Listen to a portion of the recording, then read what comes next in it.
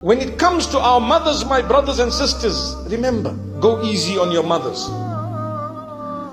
Look after them, even if it is difficult. Take care of them. One day, if your father's passed on, where does that duty go? The duty goes to the sons, primarily. The sons need to take care of their mother. Now what's the problem? None of the wives want that mother to come and stay with them. It happens. Well, in that particular case, can you work something out? Do you have enough in terms of means to keep her slightly separately but very nearby so that you can help and keep someone, a helping hand, or someone who can cook and clean for her and so on? If you can, it's your duty. Never mind what the rest of your nuclear family says. That is your mother. My beloved sons, if you run away from the duty of looking after your mother because of your wives, I wonder what you're going to tell Allah. I wonder what you're going to tell Allah. When Allah says, but I chose her to be your mother. You didn't choose her. I knew what was going to happen. Part of your challenge. Navigate through it. No problem. Pray every day. Cry to Allah. Oh Allah, help me. Open my doors. Talk to your mom. Say, look, you know what? Make it easy for me.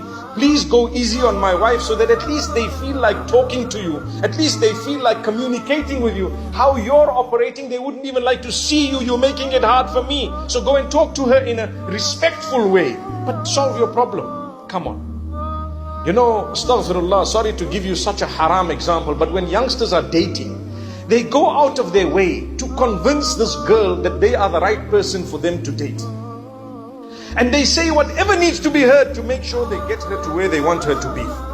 You want to marry someone, you go out of your way to convince. For a haram, you want to go and lie and deceive and cheat to get something exactly where you want. Don't come and tell me you don't have enough brains for the halal to come and convince regarding your own mother and your wife. You have to apply your brains and you have to ask Allah's help and go for it. But you have to look after your mother, come what may.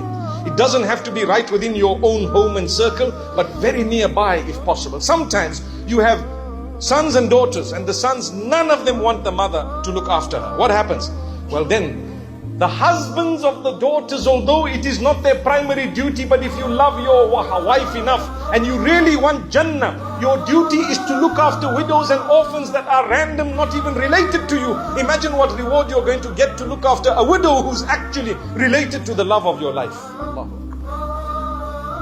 Do you get what I'm saying? We say, it's not my duty, that's my wife's parents.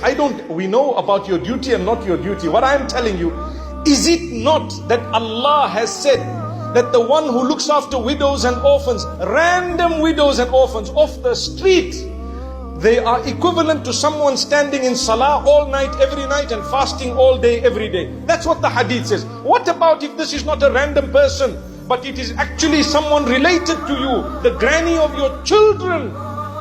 Can't you fear Allah?